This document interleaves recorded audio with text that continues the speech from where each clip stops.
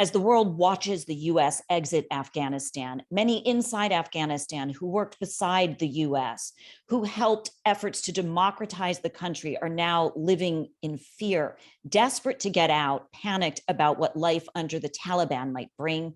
Among them, women and girls who know what the Taliban has done in the past when they were in charge.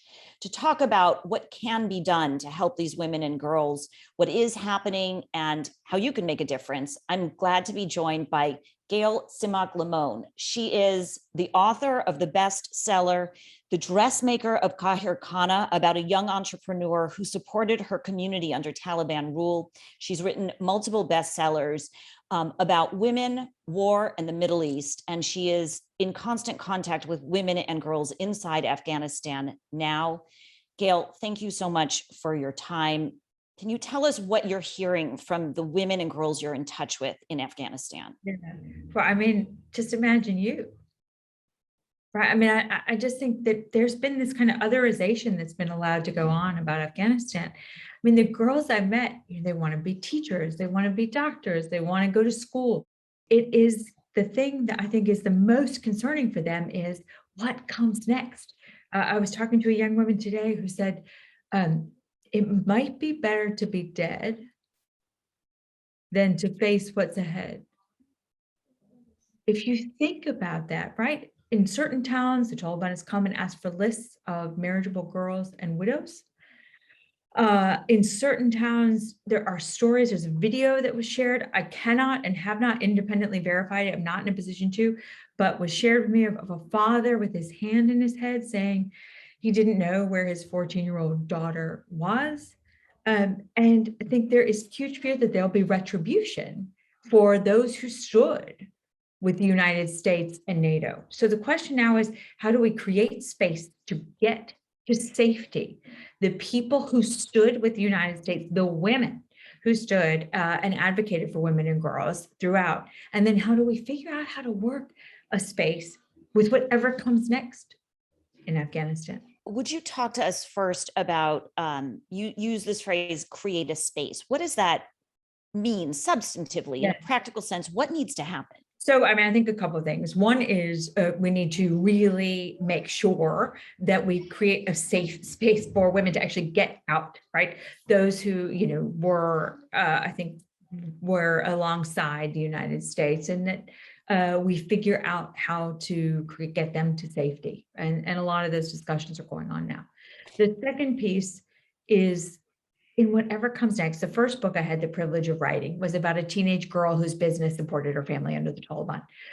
Whatever comes next, women will still be there. 19 million women are now going back potentially to a world in which, already a young woman I talked to today was saying, they said, no universities, women don't go to work, and everybody was home. So no one knows what's ahead. But if you look at what's happened in Taliban controlled areas, if you were a girl who dreamed of being an engineer, it would just be very hard to imagine what lies ahead. I know that you're in touch with people right now in Afghanistan. Can you give us a sense of the kind of messages they convey to you? It's really something to be on the other end of WhatsApp or your cell phone and hear from people who say, one young person asked me and said, "Can I ask you a question?" And it was like, some crazy hour, our time. And I said, "Yes, of course, anything." And she said, "Why doesn't the world care?" And I don't have a good answer. So I think that leads me to think about what can we do, right? Because the truth is, even if the world never looks back at Afghanistan, women will find a way. It is the superpower, right? The first book I did was about a teenager whose business supported her family under the Taliban. There were women who were teachers. There were women who were community leaders. All of this going on underground. Of course, that will happen again if it has to. Imagine being, 2/3 of the country has never lived under Taliban rule because they're under 25. So you're a girl who's been looking for a future that now you have no idea if it could ever come to pass. So President Biden spoke today and he said the US will stay and evacuate US allies in Afghanistan. Is it still possible to get some of these young women on these evacuation flights, or is that something that has to be negotiated? Do NGOs need to get involved? What are you looking to have happen in the next 2 weeks? I mean, right now it's just about keeping people safe, right? And I think it is about what is the moment that we're in. It's very important, right? The last time around, in 1996, which was very different, right? 9/11 hadn't happened. We hadn't had ISIS, right? We keep going back to the Taliban in 1996. So much has happened in terms of the world and in terms of extremism since then.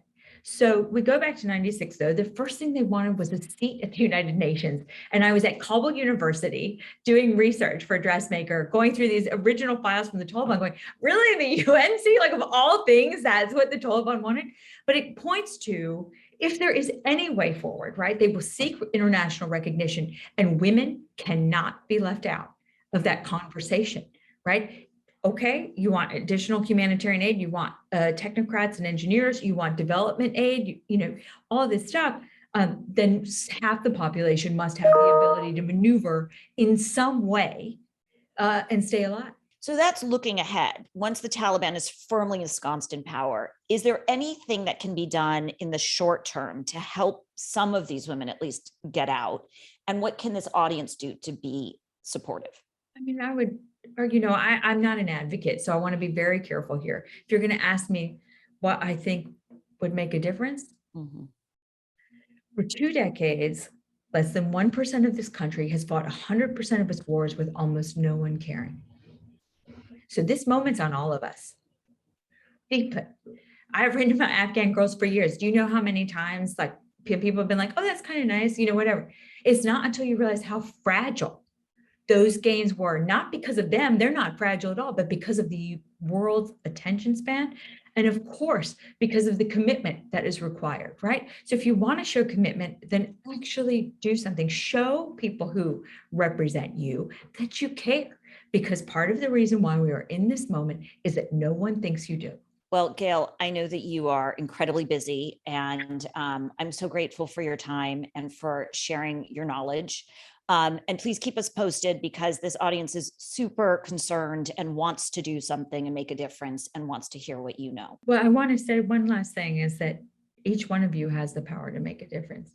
And I really do hope that all these folks who are watching, and Jesse, you've got such a tremendous community, that all the people in this community know there's a community of women and girls who absolutely share your desire to dream big, to achieve big, to be the first in their family to achieve things.